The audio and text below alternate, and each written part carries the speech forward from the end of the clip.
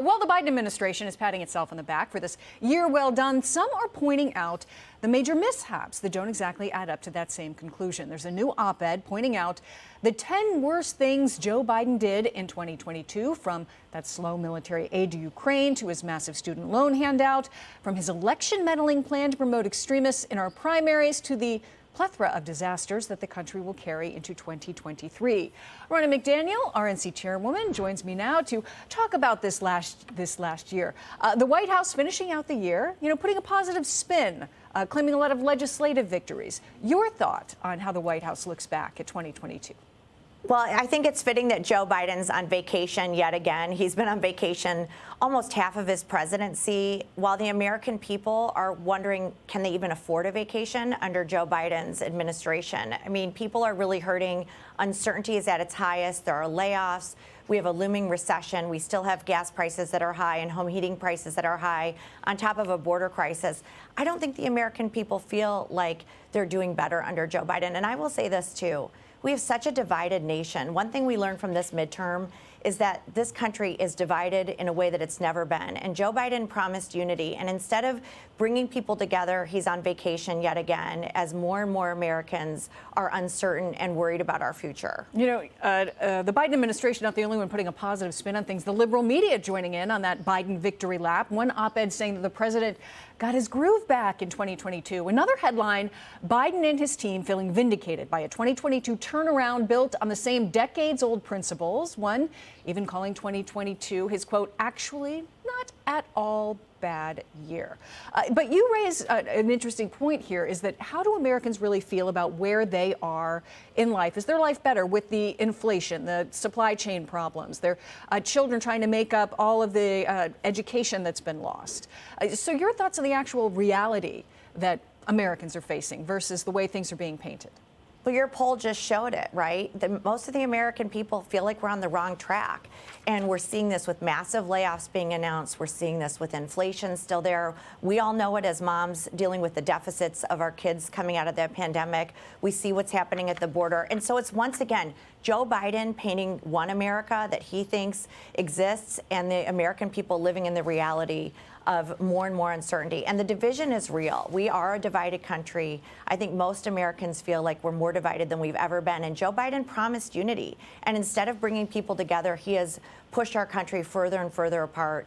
And I think people right now coming into this new year are really looking for a leader who is bringing our country together and looking for a brighter future, and Joe Biden's on vacation. Well, let's talk about 2023. We're almost there. We're going to have a new Congress to look at and dive into and dig into in the coming weeks ahead.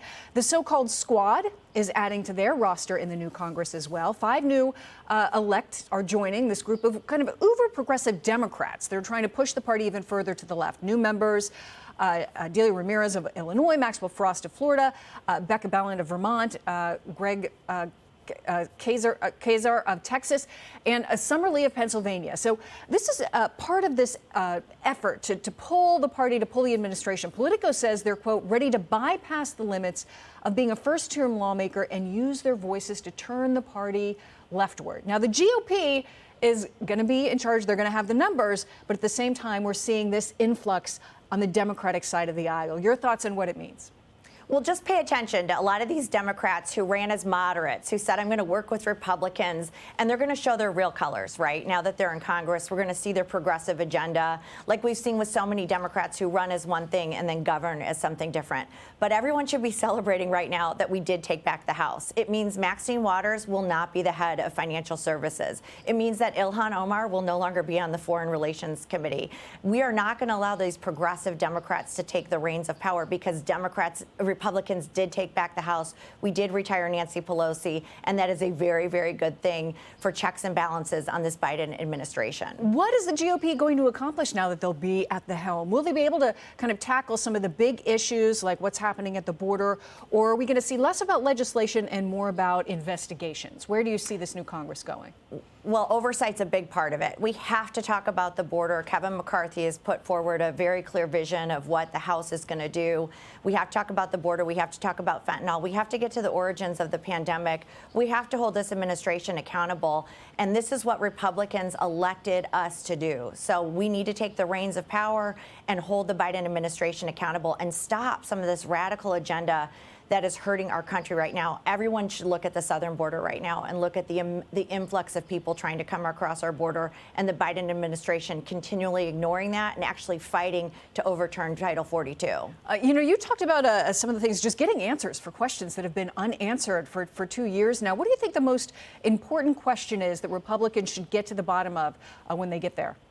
Well, we have to govern. We have to do things on behalf of the American people. But I do think we have to look at big tech and the suppression of the Hunter Biden laptop and real information that was prevented from getting to the voters because of big tech and the Biden administration and Democrats colluding together. I also think we do need to get to the origins of the pandemic. We should all look back and say, how did this happen? Why did this happen? Were we given clear information? Why were our kids kept out of school? What were the policies that worked and what didn't? And I think that's very fair. And this is what winning the Republican majority in the House is going to bring to the American people. This is a significant win, and it happened because of voters getting out and retiring Nancy Pelosi, and now Republicans will have the reins finally.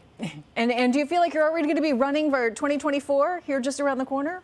It's already started. We already have a candidate announced, so the presidential process has already started, and debates are around the corner, and primaries are around the corner. And it's interesting to watch Joe Biden on vacation and taking a victory lap and not talking about how he's going to bring people together. I think that is a signal of what he means as a president. Is he somebody who's going to continue to ignore the problems of the American people, and will he actually be running for the Democrat nomination in 2024? That is one of the questions we're all waiting to find out about. Ronna McDaniel, thank you so much. We really appreciate you joining us. I loved getting a little bit of your insight as we head into 2023, and Happy New Year to you. Happy New Year. Thanks for having me. Hey everyone, I'm Emily Campagno. Catch me and my co-hosts Harris Faulkner and Kaylee McEnany on Outnumbered every weekday at 12 p.m. Eastern, or set your DVR.